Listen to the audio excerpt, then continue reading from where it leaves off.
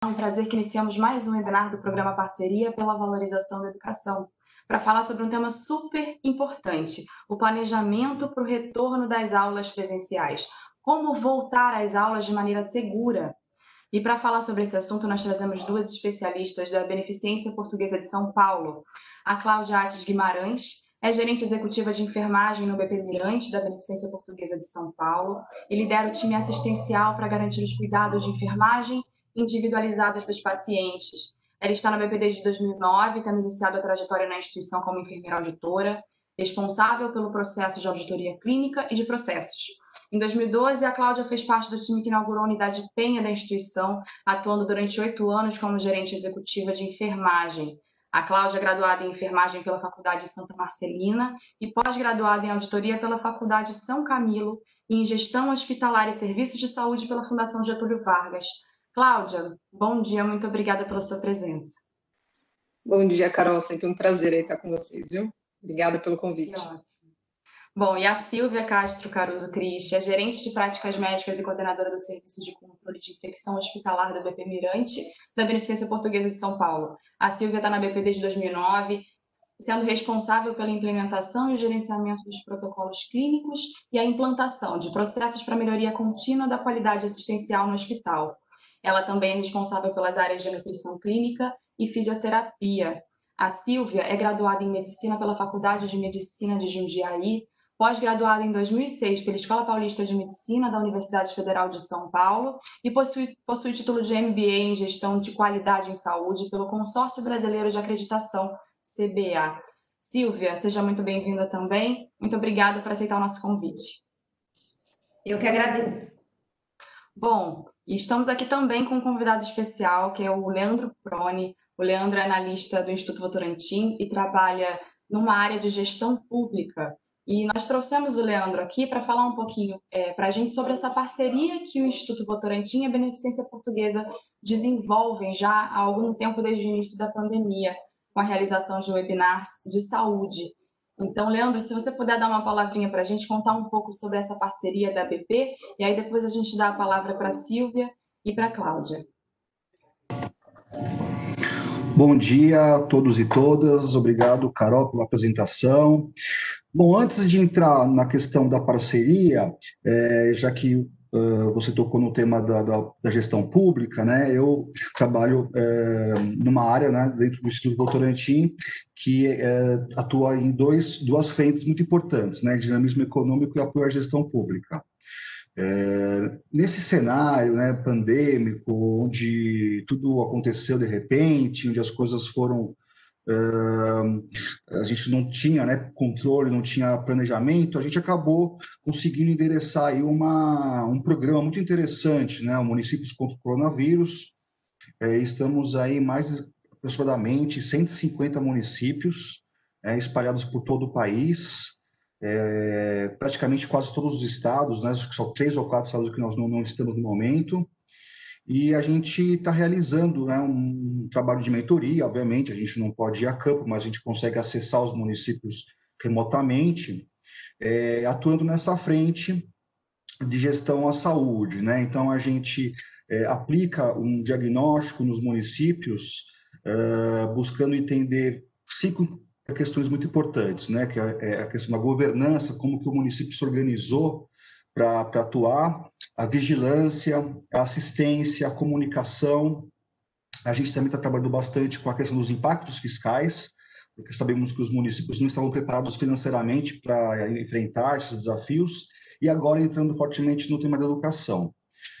Nisso, né, quer dizer, por meio desse programa, a gente encontrou na Beneficência Portuguesa um parceiro maravilhoso, né, porque são pessoas que têm grande conhecimento sobre saúde, sobre gestão em saúde, sobre temas relacionados a fornecedores, né, a prevenção, pessoas extremamente qualificadas que puderam nos ajudar, inclusive, a conversar com esses municípios do país todo por meio desses webinars que realizamos. Foram mais de 22 webinars, a gente alcançou aí mais de 1.200 pessoas, praticamente em todo o país, com temas variados. Então, foi uma experiência, e a gente, né, continua agora com essa conversa, uma experiência muito enriquecedora para os municípios, para os gestores e para todos aqueles que acompanharam nessas conversas. Então, tenho muito a agradecer à BP, né, por essa grande experiência, e desejo que a gente faça um ótimo webinar, né, porque esse é um tema muito importante, é um tema que está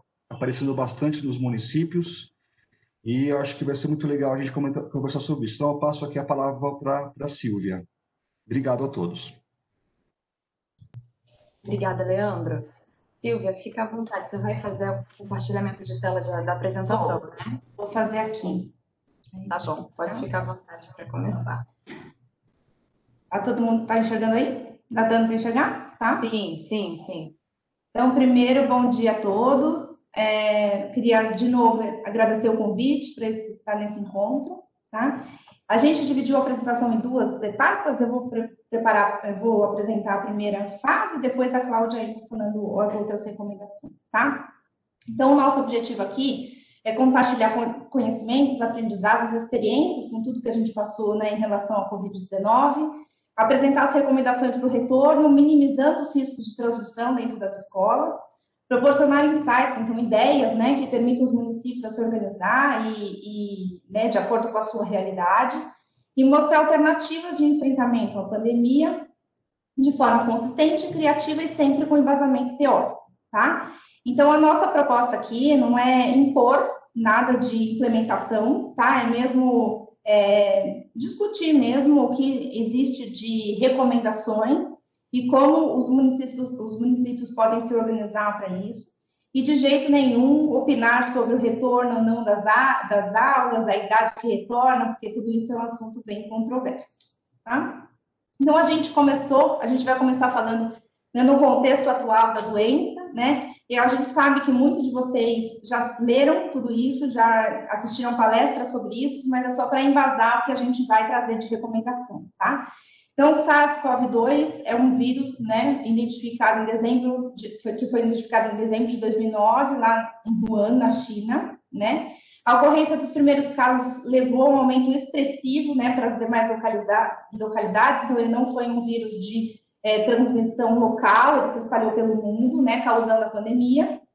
E o que é a definição de pandemia? É uma situação de ocorrência de uma determinada doença infecciosa que não fica mesmo em um determinado local, ela se difunde, né, se dissemina por diversos países, por mais de um continente, e ocorre a transmissão sustentada entre as pessoas, né? O primeiro caso de transmissão em território nacional no Brasil foi identificado em 20 de 3 de 2020, e a partir daí teve todo aquele plano de comunicação e as medidas aí de prevenção de disseminação da infecção, né?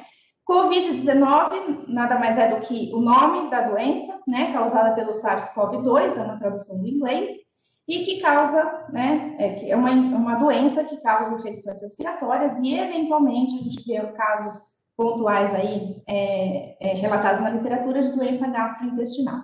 O período de incubação varia de 3 a 14 dias, em média 5 dias, tá? O período de incubação é o período que a pessoa se infecta a desenvolver sintomas. Não está passando. Estão enxergando a passagem? Não. Não. Ah, agora sim. Não, acho que não. Foi? Foi, Pode continuar. Isso, deu certo. Deu certo. É um pouco lento. Estima-se que cada indivíduo com Covid-19 transmita a doença para cada 2 a 3 outros indivíduos. Esse grau de transmissibilidade dentro da infectologia, né, a gente classifica como médio, então existem vírus que transmitem menos, né, que tem um grau de transmissibilidade menor que este, mas existem vírus também que transmitem até 12, 18 indivíduos, né, uma pessoa infectada pode transmitir a doença para cada 12 a 18 pessoas. Este grau de transmissibilidade já dá ao vírus essa característica de conseguir causar uma pandemia, tá? As formas de transmissão que ocorrem de pessoa a pessoa. A principal forma de transmissão, as duas principais formas de transmissão é respiratória via gotículas e por contato, tá? Então, a gente vai falar um pouquinho sobre isso, que depois vai embasar as recomendações de uso de EPIs aí, de equipamentos de proteção individual. Principal forma de transmissão respiratória por eliminação de gotículas respiratórias expelidas pela fala, tosse ou espirro de pessoas infectadas, por contato próximo. Então, por que tem esse número mágico de distanciamento de 1 metro? A Cláudia vai falar depois um pouco, né? Mas por que tem esse número mágico de 1 metro de distância, né? 1,5 metro de distância? Porque gotículas respiratórias são partículas de secreção grandes e pesadas. Então, assim que a pessoa expele a gotícula cai mesmo, em superfície, em chão, enfim, tudo isso. Então, é por isso que a distância que ela percorre, máxima, é em torno de 1 metro, 1,5 metro. Por isso, esse distanciamento seguro, tá? Outra forma de transmissão importante é o contato direto com objetos e superfícies contaminadas. Por quê? Justamente porque essa partícula cai. Então, ela pode cair em mesa, em outros objetos, e outra pessoa se contaminar com mão ou toque de outras superfícies corporais, tá? Outro meio de transmissão muito discutido aí durante a pandemia foi a inalação do vírus por partículas menores, que a gente chama de aerossóis, tá? Então, são partículas menores e mais leves, que elas ficam dispersas pelo ar, tá? Isto só ocorre quando a gente manipula a secreção via aérea da pessoa infectada. Então, as situações que isso ocorre estão geralmente nos serviços de saúde. Então, manipulação por aspiração, intubação, extubação. Então, na comunidade, essa via de transmissão é muito menos remota, tá? É mais remota. Então, isso ocorre geralmente em ambiente hospitalar, tá? A transmissão. Então, ela ocorre principalmente no período sintomático. Então, o pico de transmissão é principalmente a partir do 3º dia de sintomas, né? Mas ela pode acontecer também antes do início dos sintomas. Por isso, o uso de máscaras pela comunidade, né? Pela população geral. Porque antes do início dos sintomas, mesmo assintomáticos ou oligossintomáticos, ou seja, com poucos sintomas, as pessoas podem transmitir a infecção, tá? Em geral, quando melhora o sintoma, cai a transmissão também. E o que a gente tem em literatura aqui, a expressão viral e a transmissão, nos casos leves, então, de pessoas com sintomas leves, dura em torno de 10 dias, tá? Pode ser mais prolongados em pessoas que apresentam doenças mais graves, aqueles que ficam em UTI, tudo, ou imunodeprimidos. Aqueles pacientes que têm câncer, que fazem tratamento de quimioterapia, transplantados ou usam corticoide de forma crônica, tá? O quadro clínico inicial é uma síndrome gripal, então a gente pode ter febre, tosse, coriza, falta de ar, a falta de ar sendo um sintoma maior, aí um sintoma que guia, né, de alerta, né, para a pessoa procurar o serviço de saúde que indica desenvolvimento de alguma doença grave, da forma grave da doença. Outros sintomas inespecíficos, como diminuição do apetite, dor de cabeça, calafrio, dor de garganta, diarreia, dor muscular e fadiga, cansaço, podem estar presentes. Perda ou diminuição do olfato e perda do paladar foram 2 sintomas importantes aí que foram vistos nos pacientes com Covid, tá? Outras manifestações clínicas extrapulmonares podem ocorrer, mas são muito menos frequentes. Então, arritmias cardíacas, acidentes vasculares encefálicos, insuficiência renal, outras manifestações fora do pulmão, né? Extrapulmonar.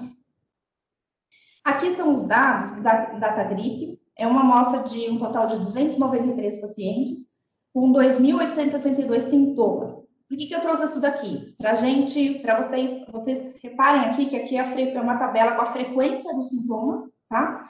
Nos pacientes com Covid, tá? Então, com exame positivo.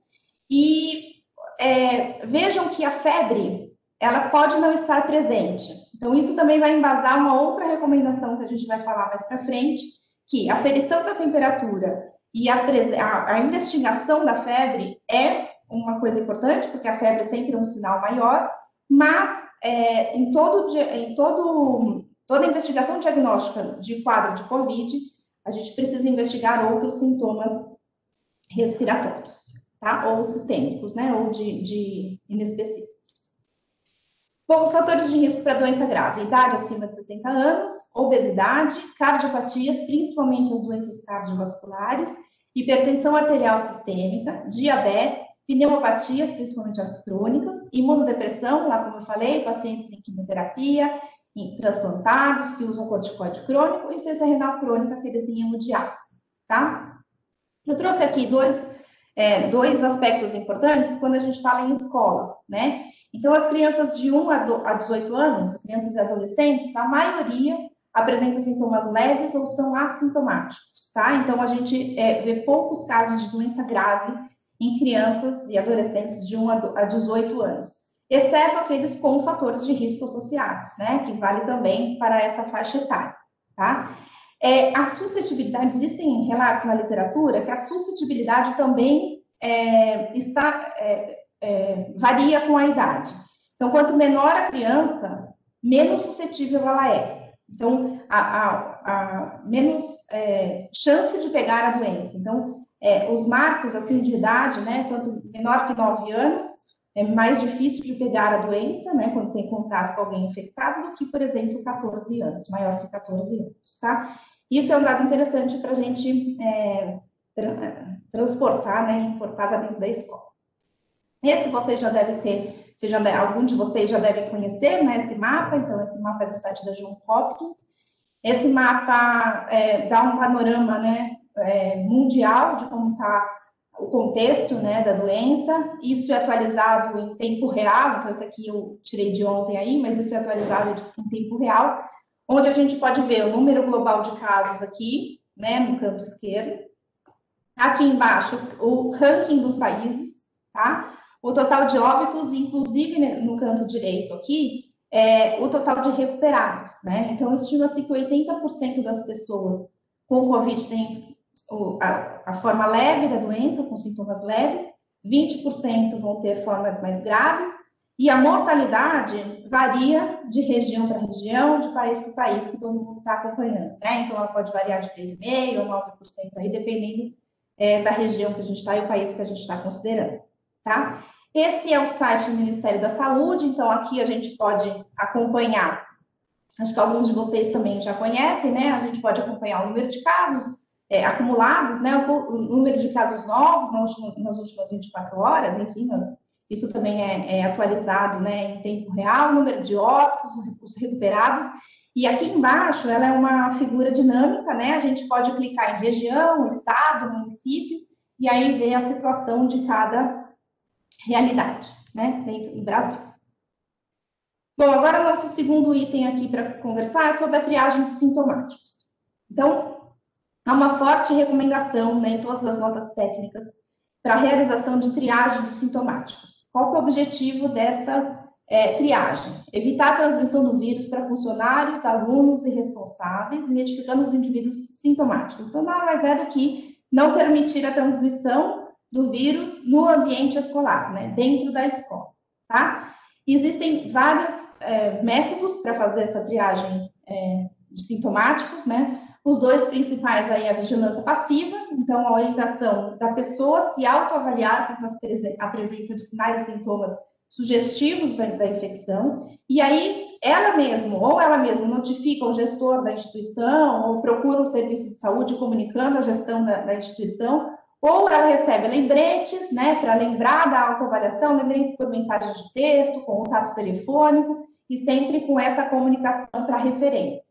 Ou a busca pode ser ativa presencial, então a avaliação presencial dos sintomas do Covid-19 nada mais é do que uma pessoa mesmo perguntando, na entrada mesmo da instituição, né, se tem os sintomas e aferindo a temperatura, tá? Muito importante também nessa triagem é rastreamento dos contactantes. Então, saber se as pessoas tiveram contato com alguém positivo ou com alguém com suspeita da doença. Por que isso? Primeiro, para instituir medidas de prevenção, né, e controle de infecção, e para ver afastamento da pessoa, dependendo de como é que foi o contato, tudo, e monitorar os sintomas, né, porque ela já é uma pessoa contactante, né, então monitorá-la mesmo dentro da escola, se ela vai ou não desenvolver sintomas. Mais importante do que tudo isso é estabelecer um fluxo rápido de encaminhamento. Então, o que fazer com a pessoa sintomática? Talvez essa triagem não é simples de fazer, mas talvez seja tendo uma metodologia é mais factível, né? Mas o mais importante é estabelecer um fluxo rápido para quem vai encaminhar, vai ter alguma referência, seja ela uma pessoa, um serviço de saúde, enfim, o que fazer se identificar um indivíduo sintomático na triagem. Tá? Então, são as dicas que a gente traz aqui? Primeiro, avalie a sua população, então tem que incluir todos os públicos, lembrar de alunos, pais, né, ou responsáveis, os funcionários da escola, terceiros, então, pessoas que vão fazer a obra, se tem um transporte escolar, enfim, os terceiros, né, que têm acesso à escola, tá? Avaliar os recursos e definir estratégias a partir disso. Então, por exemplo, não há possibilidade de fazer a triagem presencial, então, né, que recurso você tem de fazer outro tipo de triagem? Então, é mesmo avaliar. Tem recursos humanos, tem capacidade de ficar 24 horas fazendo essa triagem em todas as portas, então avaliar todas as estratégias aí melhores para fazer essa triagem, avaliar a capacidade de atendimento, então assim, não adianta a gente colocar uma triagem na porta da escola se a gente vai aglomerar, né, todo mundo dentro da escola, então, na porta da escola, e aí vai ter outra medida de prevenção não cumprida, então, avaliar a capacidade de estrutura física mesmo para a implementação dessas triagens, tá? Identificar todas as portas de acesso. A gente sempre pensa na porta de entrada, mas tem locais que têm portas separadas, né, para funcionários, para, enfim, terceiros, pais, né? Então, identificar todas as portas de acesso. Desenvolver acordos com pais e alunos, então, comunicar que isso vai ser feito, né? Como que isso vai ser feito, fluxo para encaminhamento, para ter um acordo mesmo, né? Que as pessoas sintomáticas não vão entrar na escola, né? E, como eu já falei, definir essa referência. Então, pode ser qualquer referência, é o gestor da instituição que vai fazer isso, é algum serviço de saúde que vai encaminhar, então, exatamente uma referência para ter esse fluxo rápido, né? Um direcionador de fluxo, tá? O script de triagem, como eu falei lá atrás, a gente viu lá que a febre é um sinal maior, mas pode não estar presente. Então, além da aferição da temperatura, é importante que nessas triagens sintomáticas seja identificado outros sinais e sintomas característicos da doença, tá? Aqui a gente trouxe alguns exemplos, né, de, enfim, montagem de tendas aí na porta do hospital, com as pessoas medindo a temperatura e perguntando diariamente, 24 horas, para todo o público, a presença de sinais e sintomas da doença. Então, pode ser, dependendo do recurso de todos aí, não precisa ser uma tenda, pode ser. Aqui a gente pôs uma fotinho de uma recepção, né, fazendo esse tipo de triagem, ou mesmo ao ar livre aqui com uma mesa. Então, tem alternativas aí, tem que estudar e definir estratégias aí em dependendo da estrutura de cada local, tá? Um outro item super polêmico é o uso de equipamentos de proteção individual. Então, a gente vai começar falando das máscaras, tá? Então, o objetivo do uso da máscara é evitar que uma pessoa infectada, né, transmissora, né, assintomática ou não, transmita o vírus pela via respiratória para outra pessoa, né? Quais são as máscaras que existem? Existem as máscaras descartáveis, né, que a gente vê que principalmente de uso hospitalar. Existem as máscaras de tecido e aquelas máscaras com filtro especial, né, a N95, enfim, vocês já devem ter ouvido aí falar, né? Então, eu trouxe aqui de novo a figurinha das partículas respiratórias para dizer o seguinte. Lá atrás eu falei que o meio de transmissão da doença mais importante é por eliminação de gotículas, que são partículas grandes e pesadas, né? Então, elas não ficam dispersas no ar. Então, não há necessidade do uso de máscaras com filtros especiais, tá? Máscaras especiais com filtros para filtrar a gotícula, né? A gotícula respiratória. Então, são máscaras comuns, ou descartáveis, ou de tecido, tá? Quando utilizar durante todo o período de permanência na escola, lembrar de refeitório. Então, durante a alimentação, a máscara tem que ser retirada, mas a permanência no refeitório sem se alimentar, o funcionário ou o aluno tem que estar de máscara, tá? Sempre cobrir o nariz e a boca. Então, a gente vê muita gente usando, né, a máscara só cobrindo a boca, com o nariz para fora, né? E existe gotícula também expelida pelo nariz, então é sempre cobertura do nariz e a boca, tá? E quem deve usar? Isso é um ponto bem polêmico, tá? Mais polêmico do tipo de máscara, que Cada município, cada secretaria tem eu já vi várias recomendações, tá? Eu trouxe aqui, por exemplo, a recomendação de São Paulo, que são adultos e crianças a partir do 1º ano do ensino fundamental. Existe uma definição na Sociedade Brasileira de Pediatria sobre a idade adequada do uso de máscaras. Então, lá eles definem que a idade ideal, que a criança já tem maturidade para manipular a máscara e se sensibilizar com o uso da máscara, a idade ideal seria acima de 12 anos. Entre menores de 12 anos, o risco de uso, a máscara é um risco para as crianças menores de 2 anos, porque tem um risco de sufocamento. Entre 2 a 5 anos, a máscara deve ser usada sob supervisão de um adulto, então é muito difícil, né, o controle desse uso. E uma idade ideal para implementação do uso de máscara seria de 6 a 12 anos, lembrando que maior que 12 anos seria a idade ideal, tá? Outra coisa discutível aqui é não só a maturidade para o uso de máscara, mas a capacidade, né, da criança conter, né, então tossir com a etiqueta e espirrar no lenço de papel, né? Então a gente sabe que crianças menores de 6 anos é muito difícil a gente controlar isso, né? Cobrir o nariz e a boca sempre que tossir ou espirrar, tá? E os cuidados que a gente tem com a máscara. Então, retirar sempre a máscara pelo elástico, né? Pela parte de trás da máscara. Então, nunca tocar na parte da frente da máscara, né? Que você pode se contaminar com gotículas, tá? E aí contaminar outras superfícies, né? Ela sempre tem que ser guardada em saco plástico ou saco de papel mesmo quando não estiver sendo utilizada. Então, a gente vê em restaurantes, em refeitórios, a máscara sempre em cima da mesa, isso pode contaminar, né, a mesa. Se optado pelo uso de máscaras descartáveis, o ideal é o descarte a cada 2 a 3 horas, ou sempre que tiver úmida ou danificada, tá? E se optado por uso de máscara de tecido, depende do recurso de cada local, a gente precisa garantir a lavagem dessas máscaras. O fluxo, qualquer fluxo que seja, né? Lavar, ou a pessoa mesmo lava a máscara e a gente garante que ela trocou a máscara, ou mesmo a escola lavar a máscara, enfim. Então, esse é o cuidado com a máscara. Se optado por máscara descartável, ela pode ser descartada em resíduo comum, lixo comum, tá? Uniformes e aventais. Então, qual que é o objetivo do uso de uniforme e avental, né?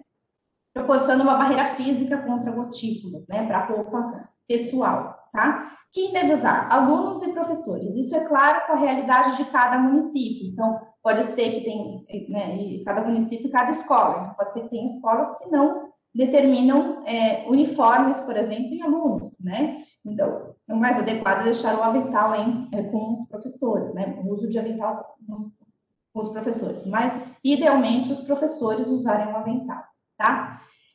Durante toda a permanência na escola, tá? E quais são os cuidados? A gente recomenda, né, a recomendação na literatura é que o avental deve ser posto na entrada, né, da escola, e ao sair da escola, então, evitar o uso durante o transporte, né? E durante o trajeto, né, à escola, e sempre acondicionar, guardar em saco plástico, né? Mesmo na mochila ou bolsa, né, da pessoal, mas sempre em saco plástico. E sempre que manipulado, higienizar as mãos com álcool gel, água e sabão, que mais para frente a Cláudia vai falar sobre isso, tá? Outra recomendação, outro detalhe, é disponibilizar um avental, uma luva descartável, né? Porque se algum aluno entrou no turno, né, no período pedagógico, assintomático, e desenvolveu algum sintoma no meio do período, ele vai ter que ser acompanhado por um professor ou um funcionário da escola até que o pai chegue, enfim, este funcionário tem que vestir o avental e luva. Então, uma recomendação é disponibilizar um kit mesmo, avental e luva, para o funcionário descartável, tá? Para se o funcionário precisar acompanhar algum aluno sintomático dentro da escola. Óculos de proteção individual e face shield. Esse também é um ponto controverso e não há recomendação formal para o uso, tá? Apenas para o que já está estabelecido. Então, qual que é a indicação do uso deles? É quando houver risco de respingos de secreções respiratórias em olhos. Então, por exemplo, um funcionário da limpeza já deveria utilizar os óculos de proteção individual em situações que podem, fluidos corporais, né? Ou produtos de limpeza podem respingar nos olhos. Então, continua usando, além da bota, além da luva mais grossa, enfim, para as atividades dele dentro da escola, tá? Uma coisa discutível pontualmente na literatura é o uso de face shield ou óculos de proteção individual para professores ou cuidadores de crianças menores, por dois motivos. Primeiro, que elas não controlam a tosse e o espirro, né? Conseguem controlar isso. E segundo, que elas não vão utilizar máscaras. Então, isso seria mais uma proteção para o professor e para o cuidador, apesar de ele estar de máscara, tá? Os cuidados necessários com esse equipamento de proteção individual. Higienização com álcool a 70%. Ele pode ser de uso individual ou coletivo, tá? Se coletivo, acondicionar em locais passíveis de higienização, tá? Sempre cobrir olhos, nariz e boca. A gente vê algumas pessoas usando a face shield reta aqui na testa, né? Então, sempre para proteção da face, tá? Lembrar que tem marcas, né, de face shield que tem uma esponja, né, na testa, para proteção mesmo, né, para não machucar. Precisa ver a marca, enfim, o tipo, né, de face shield adotada para ver se isso é também passível de higienização, tá? E a partir de agora eu passo a palavra para a Cláudia. Obrigada. Obrigada, Silvia. Bom, vamos lá. Olha, vou te falar que eu estou super animada, porque eu já estou olhando aqui quantas pessoas tem na sala, Silvia. Tem quase 200 pessoas na sala, viu? Tá um arraso. Mas vamos lá, ó, eu vou falar de 3 assuntos, né? Eu vou falar um pouquinho sobre distanciamento seguro, então como que a gente pode fazer isso dentro das escolas. Claro que não vou dar uma receita de bolo, vai ser muito mais insights de como fazê-lo, né? Falar um pouquinho sobre a limpeza e desinfecção, a Silvia já passou bastante um overview sobre isso, mas eu vou entrar um pouquinho nesse assunto.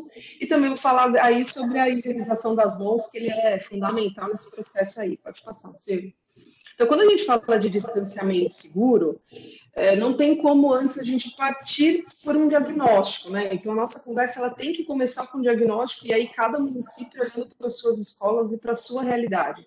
Então, primeiro, qual é a sua capacidade instalada? Então, quantas turmas você tem? Qual é a capacidade dessas turmas? Quais são os seus recursos para conseguir fazer o distanciamento seguro de 1,5 metro entre as cadeiras, né? Então, tudo isso precisa ser mapeado antes da gente, de fato, implementar qualquer tipo de ação.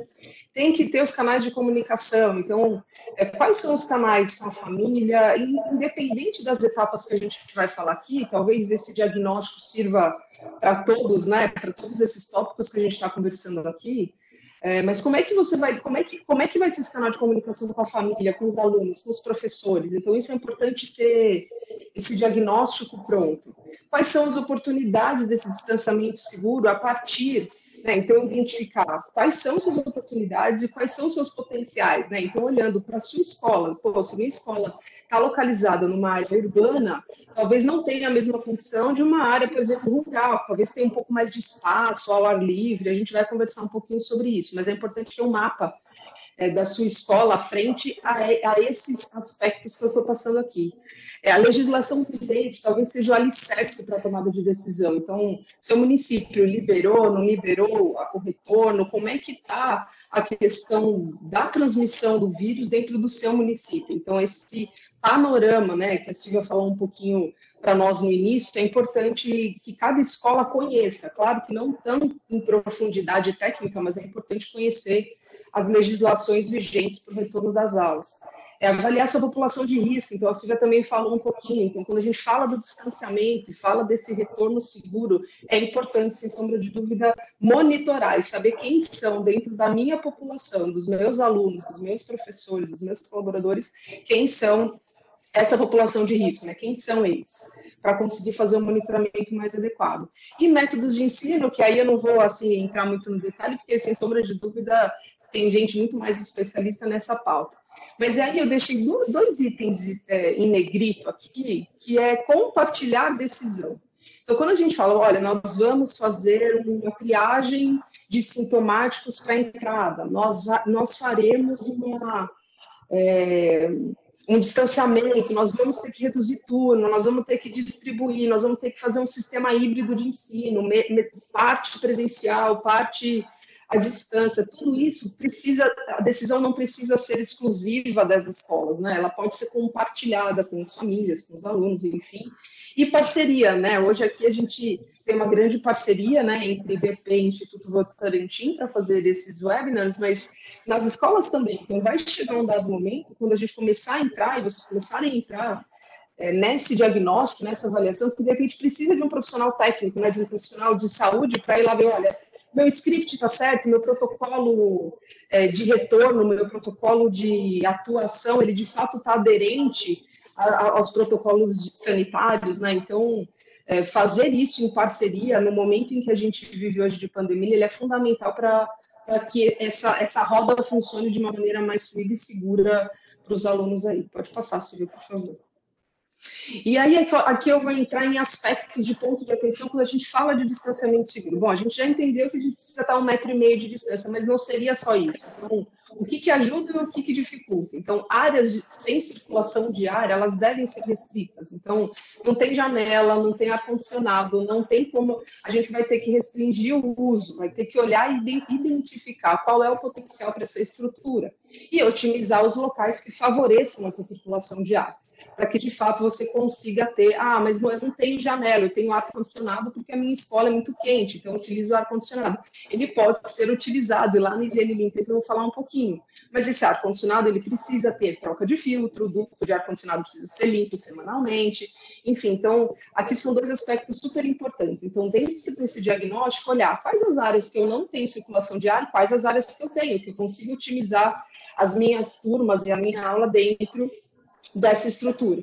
Reorganizar os espaços, né, e aí garantir o espaçamento de 1,5 m, não só nas laterais, então na frente, atrás e nas laterais, no que tange a sala de aula. Eu vou mostrar umas fotinhas que a gente vai conseguir ver isso de uma maneira mais tangível aí. A higienização constante das superfícies, aí olhando também uma sequência, né, então trouxe a gente começar entrando em todos os momentos, em todas as fases. Eu acho que o ponto mais importante aqui seria a higienização, então a gente vai falar um pouquinho sobre isso.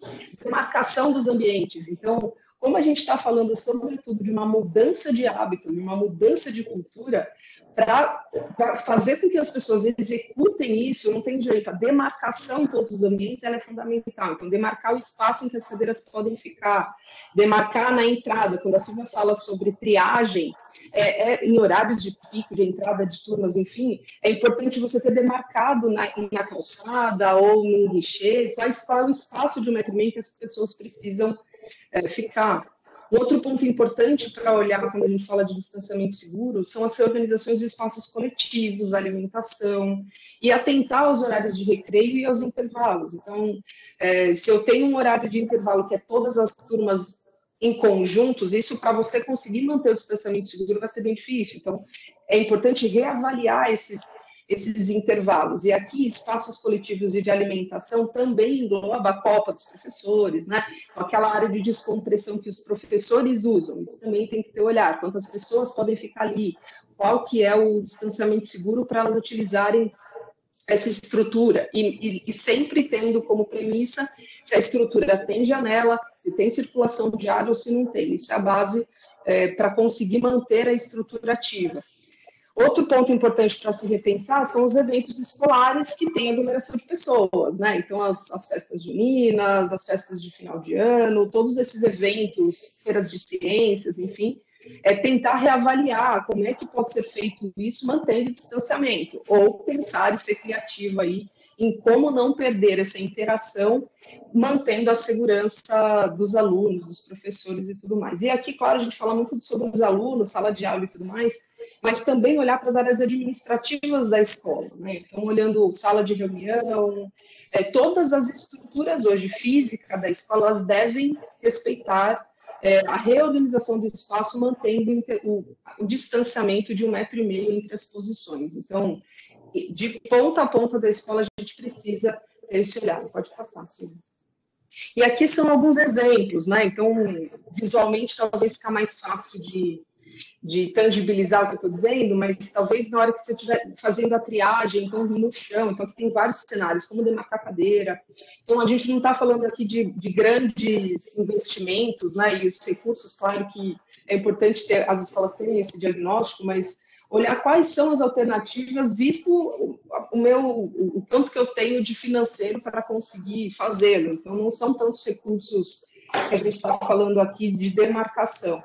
Então, seja no acrílico, olha, eu não consigo distanciar, eu não vou conseguir diminuir minhas turmas. Então, existem acrílicos hoje que você coloca como barreira física para, de fato, impedir que a gotícula se propague, né, para outros ambientes, enfim. E aqui tem vários exemplos que eu trouxe mais para todo mundo ver, mas tem um ponto de atenção que são os transportes escolares, né? Então, a gente acaba fortalecendo muito dentro da escola, né? Então, olhando, olha, como é que eu faço o distanciamento seguro entre a sala, na sala dos professores, na minha quadra, otimizar o espaço que eu tenho ao ar livre para as atividades curriculares dos alunos, mas também é super importante, a grande maioria das escolas talvez não tenham seus transportes próprios ou exclusivos, são empresas terceirizadas, mas em sendo, é importante que essas empresas também sigam, pode passar, Silvia, os critérios de distanciamento seguro, né? Intercalando bancos, por exemplo, que são um exemplo de refeitórios, mas também o transporte desses alunos deve seguir um banco sim, um banco não, intercalando, né? Assim como no restaurante a gente pode ver aqui que na frente a gente não tem ninguém, então é sempre intercalado os bancos para sentar para as refeições. Isso também tem que acontecer dentro do transporte que faz, né, o translado aí das crianças. E aqui a gente tem vários exemplos. Então tem o exemplo do refeitório. Então você tem um profissional que serve, em vez de ter todo mundo pegando nos utensílios, você tem um profissional que serve os demais quando é nesse mecanismo de self-service, né? Quando tem esse mecanismo aí dentro das escolas. A quadra, por exemplo, ela pode ser utilizada aí, aqui essa escola utilizou a quadra como sendo uma sala de aula, uma grande sala de aula para compor o volume de alunos que tinha. Então, são aqui alguns exemplos de como que a gente pode tangibilizar o distanciamento cirúrgico, mas a base e o que vai ajudar as escolas a tomarem decisão é o diagnóstico. Então, olhar primeiro para a sua estrutura atual, ver o que você tem, o que a legislação está te pedindo, para depois ir para campo e identificar quais são, de fato, as minhas oportunidades para garantir o distanciamento seguro de 1,5 m entre os alunos, professores e tudo mais. Pode passar, Silvia. E agora eu vou entrar, ok, a gente entende que tem que fazer o distanciamento seguro, mas um ponto extremamente importante, intensifica muito mais, é a limpeza e desinfecção do ambiente. Então, aqui eu vou trazer primeiro o conceitual, né, a diferença de limpeza e desinfecção. A limpeza é tudo aquilo que eu removo, né, então tem a eliminação completa de focos de micro-organismos. Então, é limpeza, então é aqueles produtos básicos, né, então água e sabão, equipamento de rodo, mop, enfim, aqui eu estou limpando o ambiente para remover a sujidade. A desinfecção é quando, de fato, a gente tem a eliminação do vírus e aí com produtos desinfectantes específicos, né, álcool gel, cloro, enfim. Então, esse momento, quando a gente passa e quando a gente intensifica, eu estou removendo a sujeira e desinfectando o ambiente para que a gente consiga não ter a propagação desse vírus, né? Pode passar, Silvia. E aí, quais são os pontos de atenção frente a isso, né? A primeira coisa é o produto. Então, os produtos que devem ser utilizados, e que a recomendação, e aí todos esses... a minha fala, ela está em portais, né, da Anvisa. A Anvisa, ela tem passo a passo de como fazer limpeza, de técnicas mesmo, do como executar. Então, vocês podem entrar no site, lá tem o detalhe de cada uma dessas questões que eu vou passar para vocês aqui. Então, a utilização à base de cloro, né, 0,5% de cloro ativo ou álcool a 70. E aqui eu coloco a depender da superfície, porque tem superfície, por exemplo, que se você jogar álcool a 70 vai danificar a sua superfície. Então, é importante olhar a superfície que você tem, qual é o tipo de material que a sua escola possui, se cabe ou um cloro a 70, né, um cloro ativo, 0,5%, ou o álcool a 70. Higienizar prédios, salas de aula, pisos, superfícies antes do início da aula e em cada turno, e sempre que necessário, ou seja, intensificar a limpeza, porque lembra, a Silvia falou que ela é gotícula, então toda vez que eu tenho uma propagação de uma gotícula, ele cai na superfície, ele cai no piso, ele cai na parede, ele cai no corrimão. Então é importante com que essa limpeza seja feita com mais frequência. Higienizar os banheiros, lavatórios e vestiários antes da abertura, após o fechamento e no mínimo a cada 3 horas. O banheiro é, de fato, um grande vetor, né? Ele acaba sendo um grande meio de cultura aí de vírus. Então, é importante a gente intensificar a higienização desses banheiros, lavatórios, enfim. Certificar-se de que o lixo seja removido no mínimo 3 vezes ao dia, descartado com segurança. Aqui é lixo comum. E aqui não é só o descarte do lixo, tá? A lixeira também precisa passar por higienização. Então, a própria lixeira precisa passar e tem que ter uma limpeza com frequência, né? Com mais frequência aí dessas lixeiras. Não usar aspirador de pó, então o aspirador de pó não é recomendado por conta do turbilhonamento de ar, né? Então, isso causa disseminação aí do vírus. Manter o ambiente bem ventilado, com janelas, portas abertas, evitando o toque em maçanetas e fechaduras. Então, aqui, quanto mais utilizar os espaços com ventilação, é melhor, e deixar, de fato, as portas abertas. Toda vez que eu tenho contato, eu vou precisar ter uma limpeza concorrente dentro dessa estrutura. Aqui eu já falei do ar-condicionado, né? Se o ar-condicionado for a única opção, é necessário manter, então, filtros e dutos limpos, além de realizar manutenção periódica, né, do ar-condicionado. Garantir que superfícies sejam de revestimento passíveis de limpeza e desinfecção, e aqui é um ponto importante, né? Então, a madeira, material especificamente de madeira só, sem revestimento nenhum, ele tem muita dificuldade de limpeza, a gente não consegue limpar, porque ele tem uns frisozinhos na madeira que dificulta a limpeza. Então, é importante que essa superfície seja removida. Os quadros de cortiça, onde a gente coloca avisos, por exemplo, eles não são recomendados, a não ser que você revista com papel filme, que você consiga fazer limpeza concorrente desses itens. Então, é importante ter esse olhar. Evitar compartilhamento de materiais escolares. Esse talvez seja um grande desafio, ainda mais para os pequenos, né? Na medida do possível, tentar manter material escolar individual aos alunos. Caso não seja possível, vai ter que fazer limpeza a cada uso, né? Então, não compartilhar. Usou, vai ter que limpar para depois colocar o uso. E o mesmo vale para os brinquedos. Então, optar para deixar o uso brinquedo lavável, que consiga fazer essa limpeza posterior. Porque brinquedos não laváveis é difícil, então a transmissão acaba sendo passiva aí. Então, desinfecção, acho que de brinquedos é super importante ter esse olhar. Fornecer alimentos, bebidas de forma individualizada. Caso não seja possível, copo unitário se faz necessário. Ou seja, olha, bebedouro, por exemplo, o bebedouro, ele não é recomendado pela dificuldade que a gente tem mesmo de fazer as limpezas. Então, cada aluno teria que ter o seu copo e esse copo ser utilizado individualmente, assim como os alimentos e tudo mais. E disponibilizar um local adequado para mochilas e bolsas. Então, o hábito, né, de colocar a mochila no chão, por exemplo, não é o indicado, porque, vamos lembrar de novo, gotícula pesada cai no chão. Então, quando você coloca alguma coisa em cima, ela também pode ser um vetor das mochilas e bolsas. Então, tem que ter um local adequado para acomodar essas mochilas durante o período escolar. Pode ir, Silvia.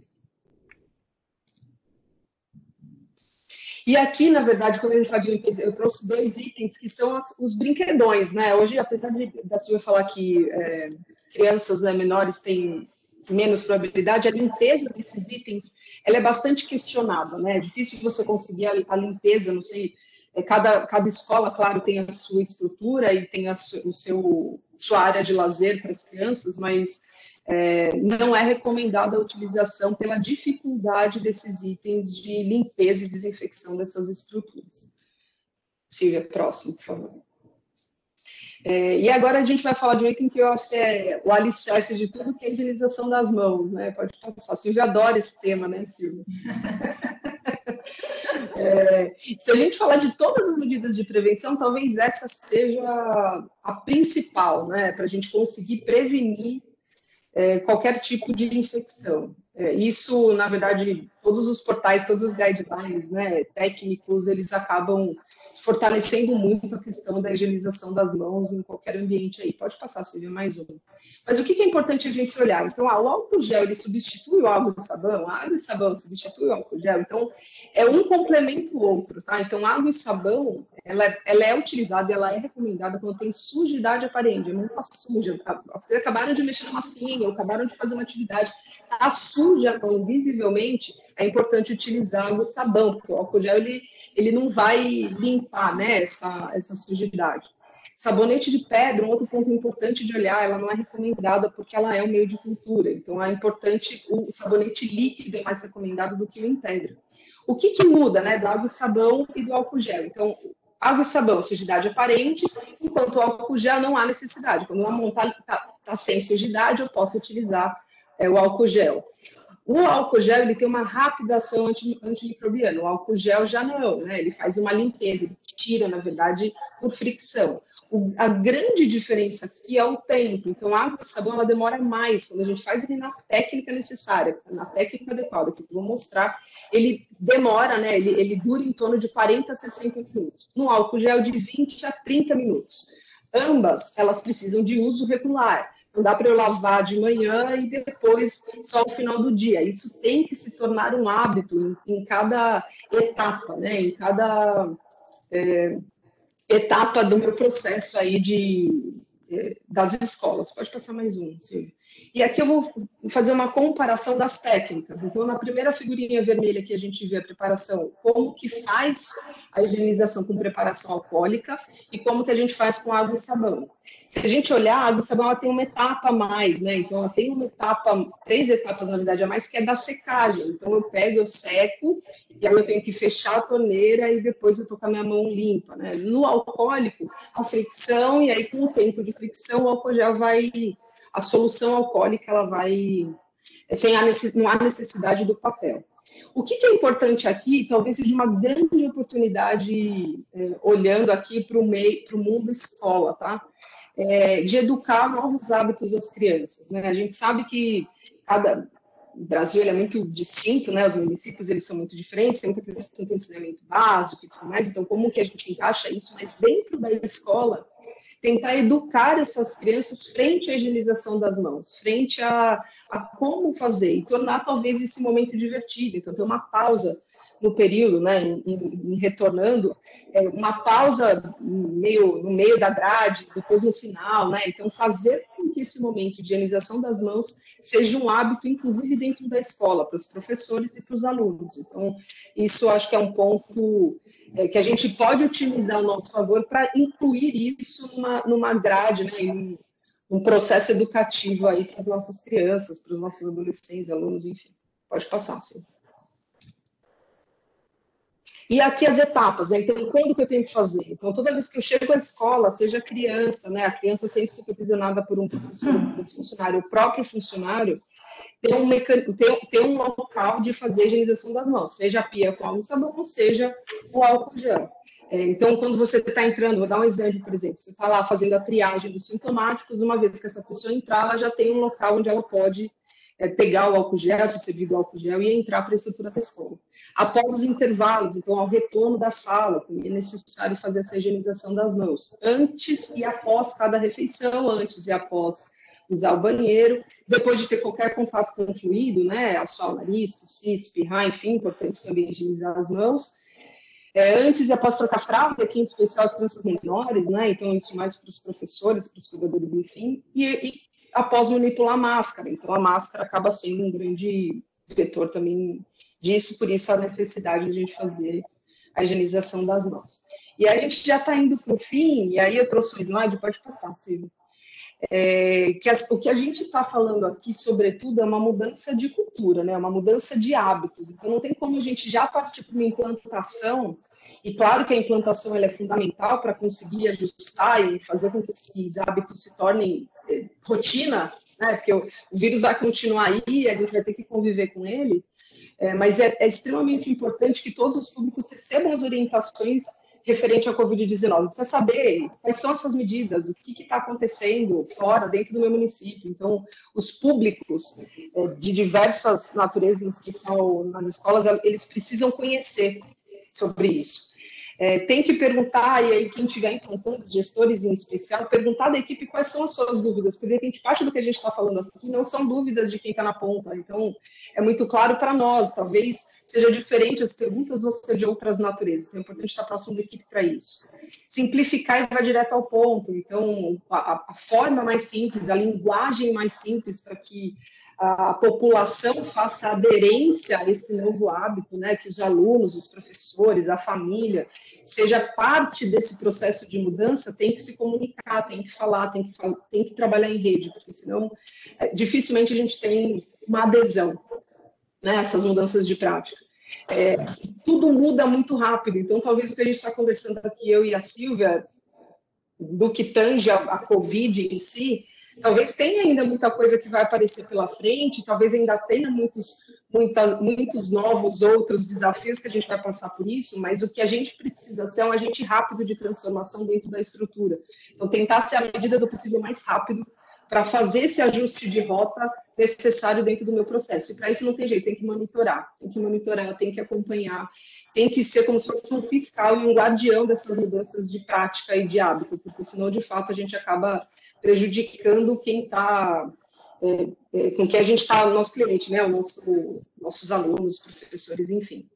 Aqui eu já falei, né, então, ser atento às novas recomendações, então a legislação vigente é a base para a tomada de decisão, monitorar as medidas de prevenção e criar canais ativos, seja internamente, seja externamente. Então, precisa ter a porta aberta e uma escutativa para entender qual é o cenário que meus alunos vivem, o cenário em que eu posso atender e entrar no equilíbrio dessas duas necessidades aí.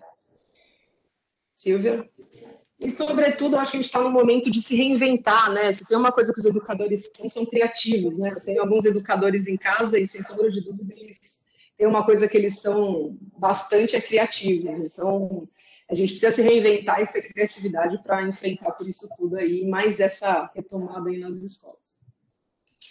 E aí eu finalizo minha fala agradecendo aqui o meu contato, o contato da Silvia, e a gente fica aberto aí para as dúvidas e questionamentos. Muito obrigada.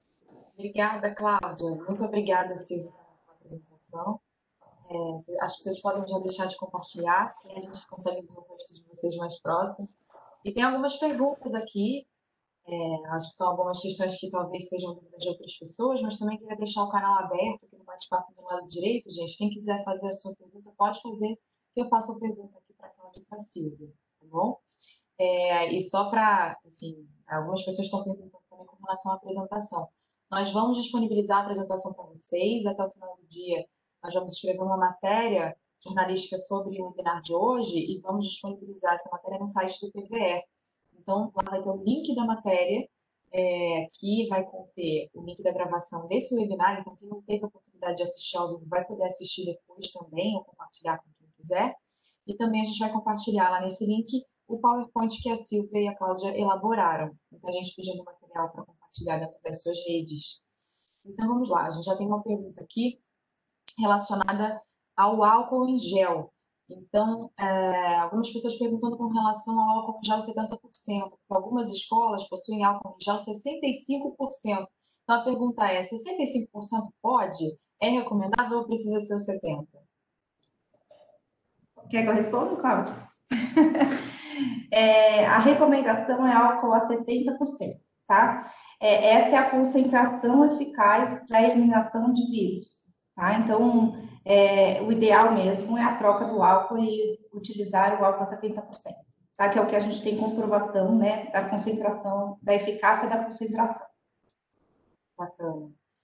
Além de tudo, a gente ainda tem a preocupação com o transporte escolar, né? Então, tem que ter um distanciamento dentro do transporte escolar. Então, eles perguntam como fazer isso. A gente precisa transportar 50% dos alunos, depois os outros 50%, e nesse caso vão ter perda nos horários de início das aulas ou vão ter que ter um aumento de linhas. É realmente necessário reduzir a quantidade de alunos também no transporte? Assim, a recomendação é que, de fato, a gente garanta esse distanciamento dentro do transporte, né? O como, se é metade, se não é, de verdade, é difícil a gente dizer aqui a receita de bolo, tá? Não sei quem que foi que fez essa pergunta, tem o nome, Carol? Dizer a receita exatamente. Tá, dizer exatamente a receitinha de bolo, eu acho que é bem difícil, porque tem que olhar a capacidade da escola, tem que olhar a capacidade do veículo de transporte e, de fato, intercalar uma criança sim, uma criança não, uma criança sim, uma criança não, para garantir segurança no processo de deslocamento dessas crianças. Então, o que é recomendado, de fato, é que isso seja aplicável dentro, inclusive, dos ambientes de transporte. Eu acho que a partir da capacidade, né, do diagnóstico da capacidade, talvez ter um ajuste de horários de entrada também, né? Então, eu sei que a nossa realidade são todas as crianças, né? A nossa realidade é todo mundo entrando na mesma hora, né? Mas talvez, com essa fala da Cláudia de falar de se reinventar, a gente tem que ter viagens, né? Maior número de viagens, né? Para pegar os alunos, ou ajuste de horários de entrada, dependendo da coordenação, né? Com o transporte público, escolar. Tá certo.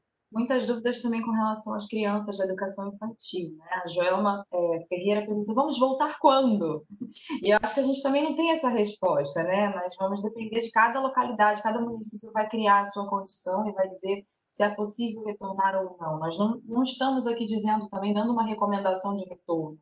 A gente está dizendo, e se voltar, como planejar, né? Então, é um pouco das recomendações de como seria esse retorno, mas não quando, a gente não tem como precisar isso. A Andrea Dorlange pergunta o seguinte, as crianças de 3 a 5 anos devem usar máscara. Qual seria o tipo de supervisão? E aí, eu sigo com uma pergunta da Ana Carla, que pergunta assim, os professores de educação infantil estarão mais suscetíveis à contaminação da Covid, já que as crianças não usarão máscara? E aí, emendando uma pergunta na outra, não sei qual das duas prefere responder, mas acho que é uma preocupação grande a questão das crianças menores, né?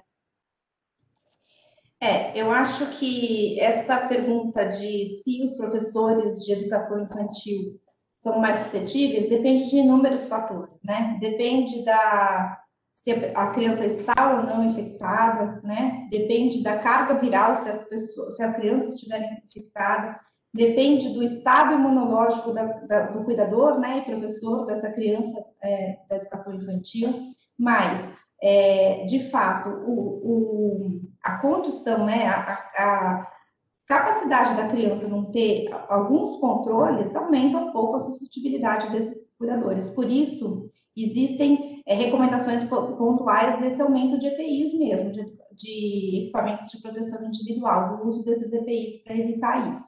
Mas isso depende de muitos fatores, né, se está suscetível ou não. A exposição é maior, né, digamos assim.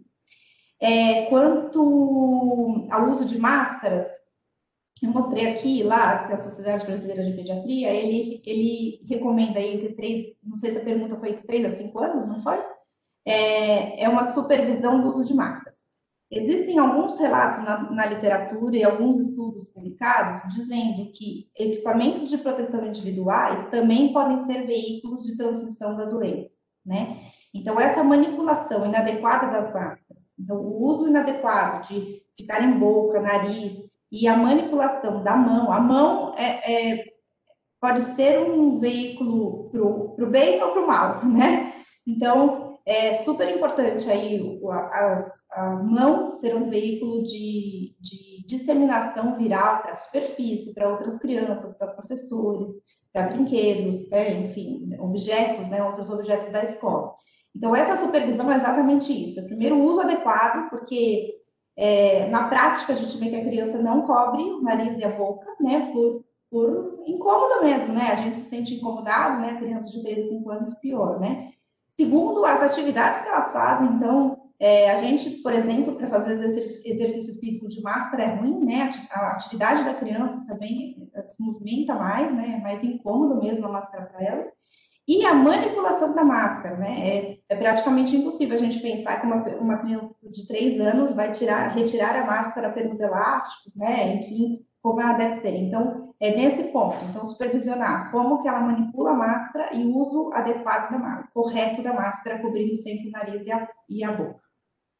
Silvia, só complementando aí a Silvia, é importante, quando a gente falou lá sobre a educação, sobre a Covid e os EPIs, os professores precisam ter essa clareza, né? Então, quem vai supervisionar, sobretudo, precisa ter essa clareza, como colocar, como tirar, porque senão a supervisão ela vai ficar falha. Então, quando a gente vai para o aluno, né, e olha para o aluno o que ele tem que ser feito, os professores têm que estar bastante embasados para conseguir fazer essa crítica, né, e conseguir ajudar os alunos nisso.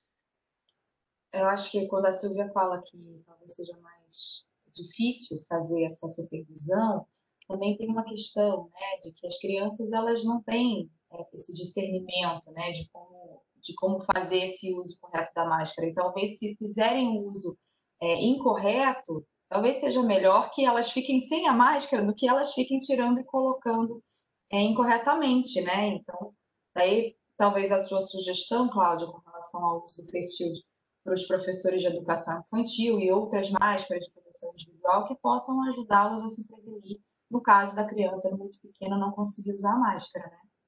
Então, existem outras formas de proteção também. A Helenilda Maria Mota, ela pergunta assim, a minha dúvida é com relação à aferição de temperatura. Existe algum problema em utilizar aquela pistola direto na testa? Pois está circulando um vídeo colocando que causaria um problema. Podemos utilizar no pulso? Tem a mesma função? Quer falar? Quer falar, Silvia?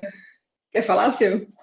Pode falar. Eu acho que, assim, eu imagino que a pergunta dela tenha visto, porque a gente ouviu alguns boatos ultimamente, né, de alguns problemas que podiam dar esse tipo de termômetro.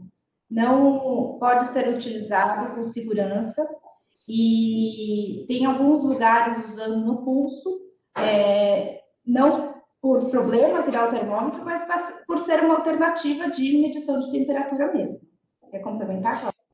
O único cuidado aí é que o termômetro não pode ser de contato na testa, né? Ele tem que ser de aproximação, mas não de contato. Senão, toda vez que você tem contato, você vai ter que limpar com álcool gel e aí é pior no dia a dia. Então, só você tentar aqui, o termômetro não tem problema nenhum. Hoje tem vários equipamentos, a única coisa que precisa ter é validação de metro, né? E tem todas as questões envolvidas de equipamento aí, mas ele não pode ser de contato, ele tem que ser de aproximação, mas pode sim ser utilizado no pulso, a gente também tem alguns lugares que pega no pescoço, então não tem problema nenhum e pode ser usado tanto num mecanismo quanto no outro. Acho que só complementando, acho que a Cláudia falou tudo, né? A gente às vezes acha que está subentendido, né? Mas é bom reforçar aqui que aquele termômetro na axila não usa, é por aproximação, tá? Porque senão a gente precisaria da higienização com álcool 70 entre cada medida, e isso também não viabiliza a triagem, né? Legal. A Joelma Ferreira pergunta quantas horas uma criança pode ficar com os APIs, de acordo com a OMS? Vocês têm ideia de quanto tempo elas deveriam ficar? A gente não tem esse dado, quanto tempo deveria ficar, a gente só tem o dado de troca, né? Então, as máscaras descartáveis, a recomendação é a troca a cada 2, 3 horas, ou antes, se ela estiver úmida ou danificada, né? Mas a gente não tem uma recomendação de quanto tempo. Na verdade, a indicação é permanecer o tempo todo de máscara, exceto durante a alimentação, né? E como eu falei, lembrar que a presença em restaurante, refeitório, não se alimentando também se faz necessário o uso da máscara. Bacana, gente. Tem uma pergunta, eu também não consigo ver o nome da pessoa, mas a pergunta é a seguinte, acredito que ao voltarmos, mesmo tomando todas as medidas de proteção, poderemos ter casos de doença entre as crianças ou profissionais. O que fazer, além de isolar o envolvido? Fechar a escola de novo? Quarentena para aquele grupo de alunos? Como reagir com relação ao primeiro caso, digamos assim, dentro da escola? A Silvia compartilhou um pouquinho lá na apresentação dela sobre estabelecer parcerias, né? A responsabilidade de dizer se a escola fecha, se não fecha, não pode ser da escola. Tem que ter um profissional capacitado e habilitado para dizer isso. Então, quando a gente falou lá de definir um fluxo, quando ela falou, né, a Silvia falou da triagem, eu falei em parceria, também envolve ter este fluxo de sintomáticos vinculados a um posto de saúde, a uma unidade básica de saúde, enfim, para que esse profissional da assistência, o médico infectologista, enfim, faça essa abordagem, seja com os contactantes dessa criança, com os contactantes na escola, e ele, sim, tem que fazer essa ponte nas escolas para dizer, olha, a escola pode continuar, ou essa sala tem que ser fechada, e aí ele vai dar caminhos para a escola de como fazer. Então, não é a escola, não compete à escola definir isso, mas compete à escola saber, ter uma referência clara a quem procurar em caso desta condição. Então, isso é que é importante, no meu entendimento, que as escolas estejam bem esclarecidas, né? Então, qual que é o direcionamento que eu vou dar para essas crianças e quem será a minha ponte para fazer a avaliação, se eu mantenho aberta, se eu não mantenho aberta, enfim. Não sei se a Silvia quer completar alguma coisa. Exatamente. E é muito difícil responder essa pergunta, porque isso depende de muitas variáveis. Não depende do tipo de contato que teve, enfim, a idade das crianças na sala, uso ou não de EPIs, né, no momento do contato, como que é familiar da criança, então se tem alguém positivo em casa também, por exemplo. Então é muito difícil a gente, é bem individualizado, personalizado, então por isso que a Cláudia falou, precisa ter uma referência, um serviço de saúde que faça o rastreamento de quem realmente é contactante, porque já começa daí, né? A definição de contactante já é meio obscura, né? Então, tem que ter especialista mesmo, um serviço de referência que fale isso para a escola, né? Deu essas orientações e a escola cumprir as orientações. Eles perguntam aqui se as escolas públicas e privadas vão ter que colocar uma enfermaria dentro da escola, se é recomendável esse tipo de conduta. Repete para mim, Carolina, que eu não entendi. Se as escolas públicas e privadas vão ter que colocar uma enfermaria dentro da escola, se é recomendável esse tipo de conduta. Tá. O que há de recomendação é, se algum aluno ou funcionário, enfim, né, durante a escola aberta, né, tem sintomas sugestivos da doença, a recomendação é isolá-lo, né, até que ou vá para algum serviço de saúde, ou o pai, por exemplo, se for um aluno, ou o pai venha buscar na escola, o pai, a mãe responsável, ou algum familiar, né, de algum funcionário do hospital. Então, neste período em que a pessoa espera ser encaminhada a um serviço de saúde, ou ter um responsável, uma referência para buscar, o recomendado é isolar. Então, não necessariamente uma enfermaria, mas uma sala isolada de todo mundo. E lá, quando eu falei de EPI, exatamente essa pessoa que acompanha esse indivíduo sintomático que deve estar com avental, luva e máscara, porque ele é um caso suspeito, né? Até que se prove o contrário e siga a investigação. Tá certo. Eu queria pedir rapidamente para a Ana Clara soltar a enquete. Na verdade, a gente sempre faz aqui uma enquete de avaliação da videoconferência. Então, aqui do lado direito tem um quadrinho escrito sondagem, com 3 perguntas. A primeira é se você já participou de algum webinar do PPE. Caso tenha participado de algum outro webinar, se você já colocou em prática alguma ação baseada no que você aprendeu nas sessões passadas. E a última pergunta é qual é a avaliação que você faz desta sessão de webinar. Então, pedimos a todos, por favor, que respondam as perguntas para que a gente possa ter melhorias dentro desse processo. Enfim, se vocês conseguirem responder, a gente agradece muito. E aí eu passo para uma próxima pergunta. A gente já está chegando ao fim, né? Já ultrapassamos aí alguns horários, mas são muitas dúvidas. É uma pergunta relativa ao uso de máscaras de pano. É possível ter várias máscaras de pano e, após o seu uso, deixar a máscara isolada por 3 dias e depois voltar a usar essa máscara sem lavar? O vírus morre? O que eu respondo, Cláudia? Então, isso daí é super controverso, né? O tempo que o vírus sobrevive em máscara, em superfície, no ar, é super controverso. Então, a recomendação não é essa, é limpeza da máscara após o uso mesmo no período de trabalho. Na dúvida, lava a máscara. Lava a máscara, que é a melhor alternativa.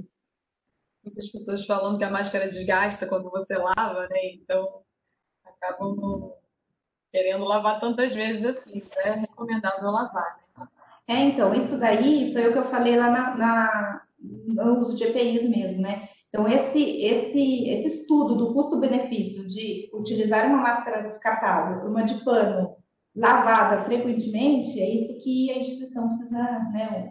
A escola precisa avaliar. Porque às vezes é mais barato a gente usar descartável do que lavar muitas vezes de pano e não garantir a limpeza. Então, é exatamente esse estudo de custo-benefício que precisa ser feito mesmo. Estudo econômico, né? Sim, sem dúvida.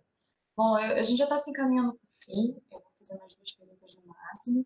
Tem uma pergunta aqui da Margarete Ribeiro, Margot, utilizadora de uma das empresas do Grupo Votorantim, também a Citrosuco, e ela pergunta o seguinte: para além dos cuidados locais, como vocês sugerem a abordagem das famílias nesse momento?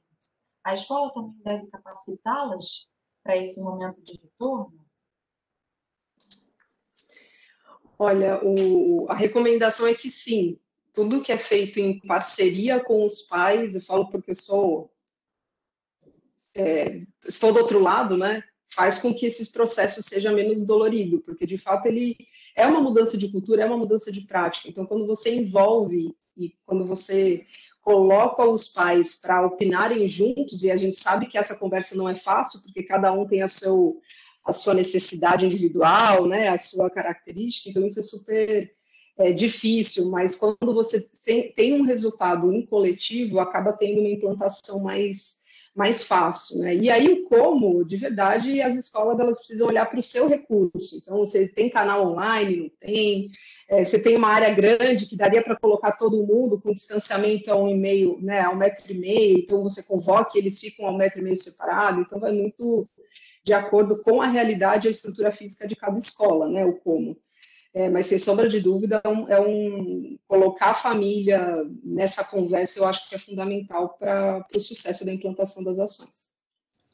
E nesse contexto também, Carolina, desculpa te interromper, a gente leu bastante coisa, né, Cláudia? E a gente vai aprendendo cada dia aí, ver também a linguagem, né, desse treinamento.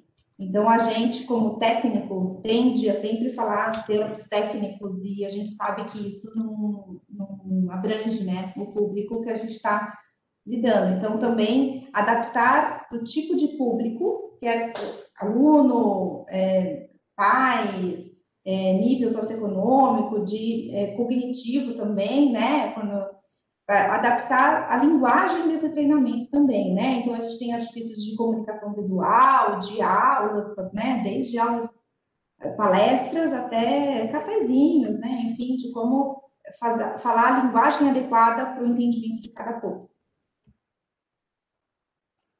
Bacana. Tem muitas perguntas relacionadas à educação infantil, que é um tema que a gente sabe que está muito evidente nesse momento, né? Pessoas fazendo alguns comentários, como garantir as interações e brincadeiras da educação infantil, considerando que algumas faixas etárias não usamos cadeiras nas salas. As crianças de berçário, educação infantil, consideram um risco grande para professor e criança, pois as mesmas não usarão máscaras e precisam de colo, né? Então, como fazer isso? Eu acho que, assim como a Cláudia e a Silvia falaram, a gente também, nós não temos essas recomendações, isso é a depender de cada município, cada localidade que tiver ou não com um índice mais alto ou mais baixo com relação à transmissão da Covid. Eu acho que essa é uma decisão de cada município. As recomendações sanitárias e os protocolos para o retorno estão aqui. É necessário fazer todas essas coisas para retornar de uma maneira segura. Entretanto, nós não podemos ter dar algumas respostas que são de caráter mais político, né? De que cada município vai ter que decidir o que é melhor ou não, o que é possível ou não para a sua situação, né? Então, eu acho que é isso. Silvia e Cláudia, tem últimas palavras, algumas coisas que vocês queiram dizer que ainda não foram ditas aqui? A gente já encerra. Só agradecer aí ao Instituto por mais essa oportunidade aí, já tive a oportunidade de fazer um webinar, mas dizer que a gente fala que está todo mundo na mesma tempestade, mas em barcos diferentes, mas que a gente, um ajudando o outro, sem sombra de dúvida, a gente vai enfrentar isso de uma maneira mais leve. Mas obrigada pela oportunidade e a gente está à disposição, nossos contatos estão aí, né? Meu contato está aí, se quiserem me mandar e-mail, eu fico à disposição. É isso mesmo, Carolina, agradecer a oportunidade. Foi como a Cláudia falou, isso muda. A gente fala uma coisa de manhã, à tarde a gente está fazendo outra coisa completamente diferente do que a gente falou de manhã, porque saiu uma legislação diferente, uma recomendação diferente ou um dado diferente que mudou, né? Então, é exatamente isso, é deixar nosso contato à disposição para dúvidas que não deu tempo ou que a gente não conseguiu sanar, ou mesmo a gente não sabe, tem que procurar, né? Ficar à disposição aí e agradecer o convite. Obrigada. Obrigada, Silvia, Cláudia, mais uma vez obrigada. Para nós é muito rico ter especialistas como vocês participando aqui da videoconferência do PVE. As dúvidas elas não vão ser completamente sanadas, porque é isso que você falou, o tempo todo tem coisas novas, tem pesquisas novas que nos trazem outras respostas. Então, o nosso objetivo aqui com as videoconferências é trazer especialistas para justamente poder ajudá-los nesse planejamento do retorno. Ainda não temos uma previsão de próximo webinar, mas em breve, provavelmente, teremos um webinar com o Carlos Sanches, que é o especialista contratado pelo Instituto, né, o nosso consultor, que desenvolve uma série de atividades e realiza mentorias também junto aos nossos municípios. Então, eu só tenho a agradecer a presença de todas e de todos aqui, dizer que estamos juntos nessa caminhada, né? Não está sendo fácil, não é fácil, mas, como a Cláudia falou, né? Juntos somos mais fortes e vai passar, né? Se Deus quiser, vai passar. Muito obrigada a vocês também e tenham uma ótima semana. Até mais. Obrigada. Tchau, tchau. Tchau, tchau.